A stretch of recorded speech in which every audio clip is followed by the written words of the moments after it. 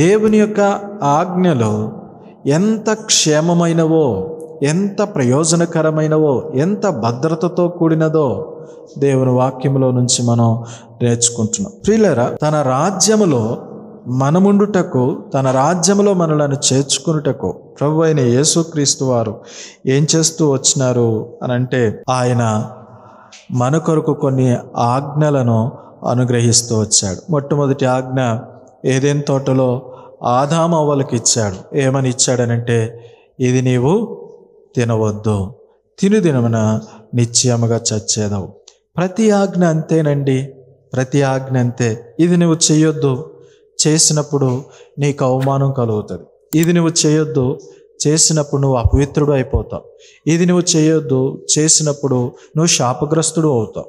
ఇది నువ్వు చేయొద్దు, చేసినప్పుడు మరణమునకు పాత్రుడు అవుతావు.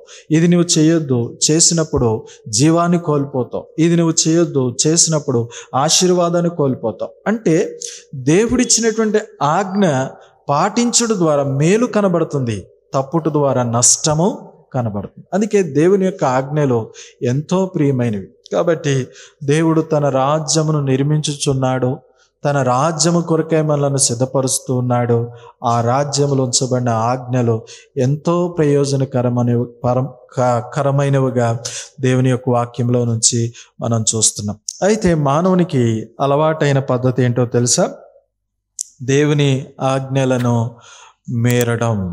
కాబట్టి ఒక దేశం నిర్మించబడాలి అనంటే ఆ దేశానికి చట్టము చాలా ప్రాముఖ్యమైనది. ఒక రాజ్యం నిర్మించబడాలి అనంటే ఆ రాజ్యమునకు చట్టము చాలా ప్రాముఖ్యమైనది. ఈరోజు మన ఇండియా దేశానికి రాజ్యాంగం ఎంతో ప్రాముఖ్యమైనది. ఆ రీతిగానే దేవుని సన్నిధిలో ఆయన రాజ్య వారసులుగా ఉండడానికి ఈ దైవ గ్రంథం ఎంతో ప్రాముఖ్యమైనది.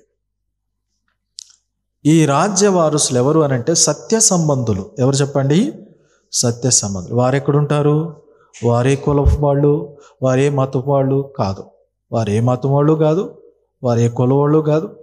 సత్యమును అనుసరించేటువంటి వారు. దేవునికి ఇలాంటి భేదమేమీ లేదు. వాళ్ళు ఏ దేశంలో ఉండాలి, అనాగరికులైనా నాగరికులైనా వారు సత్య సంబంధులైతే ఈ రాజ్యంలో పాలువారవుతారు. కాబట్టి దేవుని రాజ్య వారసులుగా ఈ వాక్యమును ఎంతో ప్రేమించాలి.